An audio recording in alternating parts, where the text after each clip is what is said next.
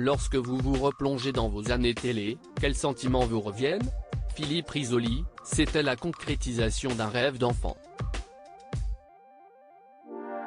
À chaque nouvelle émission, on pensait à moi, exactement comme aujourd'hui avec Camille Combal sur TF1 ou Cyril Ferraud sur France 3. Le succès appelant le succès, les projets se sont enchaînés. Cela a duré 17 ans, jusqu'à ce qu'on me mette une petite peau de banane sous les pieds. Si est-il comme ça, si est-il l'univers de la télé? Quelles qualités sont nécessaires pour supporter cette frénésie? Être ultra passionné, si est-il ce qui réunit les gens qui réussissent dans ce métier, avec ceux qui l'ont dans les tripes, leur talent et l'aide d'un certain nombre de concours de circonstances. Il faut être là au bon moment.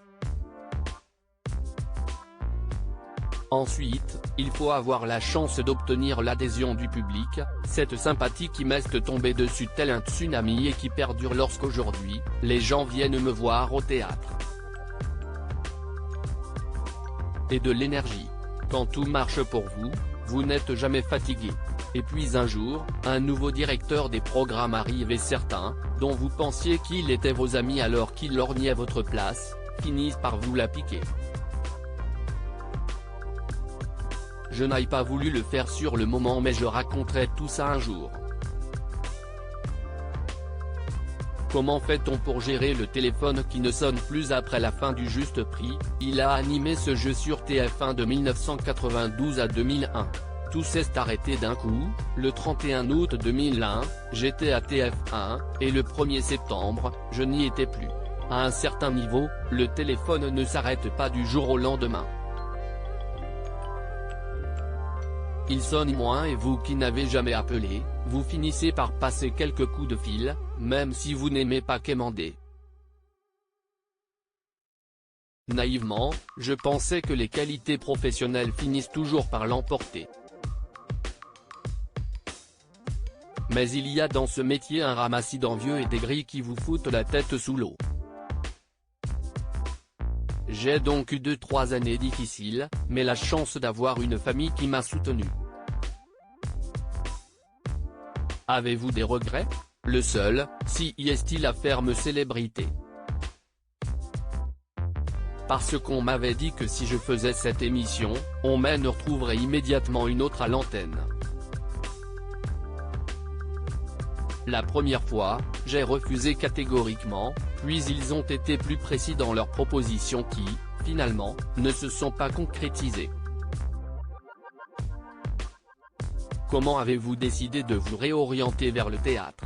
Sincèrement, pendant un temps, vu le métier et le niveau de notoriété que j'avais acquis, je me disais que quelqu'un allait me passer un petit coup de fil. Ça n'a pas été le cas. J'avais 50 balais, je n'allais pas rester sur mon canapé et je ne suis pas trop pêche à la ligne. Aviez-vous des soucis financiers? J'avais suffisamment travaillé pour ne pas avoir le couteau sous la gorge financièrement. Le problème n'était pas là, quand on a ce métier dans la peau, on ne le lâche pas du jour au lendemain. Surtout quand on a peu d'estime pour celui qui vous a piqué votre place.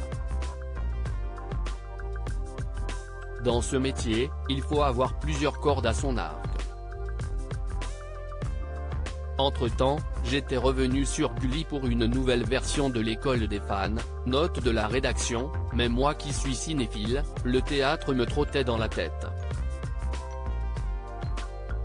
Si est-il alors que Jean-Pierre Pernaut, avec lequel j'étais ami depuis longtemps, m'a proposé sa pièce Piège à Matignon avec sa femme Nathalie. J'ai vraiment bossé avec un metteur en scène, puis les pièces se sont enchaînées. Et la suite? Mon livre Je ne veux pas que tu me vois mourir, en hommage à la dernière phrase de mon père, sortira à la rentrée et passera au crible des thèmes qui me tiennent à cœur. La télé, à moins d'aller cirer les bottes de certains leaders comme je le vois parfois, je pense que je n'en ferai plus. Et j'ai d'autres projets au théâtre. Ce qui me plairait bien, si est d'avoir un rôle dans un téléfilm ou une série. Refaire de la télé d'une autre manière, ça me ferait plaisir.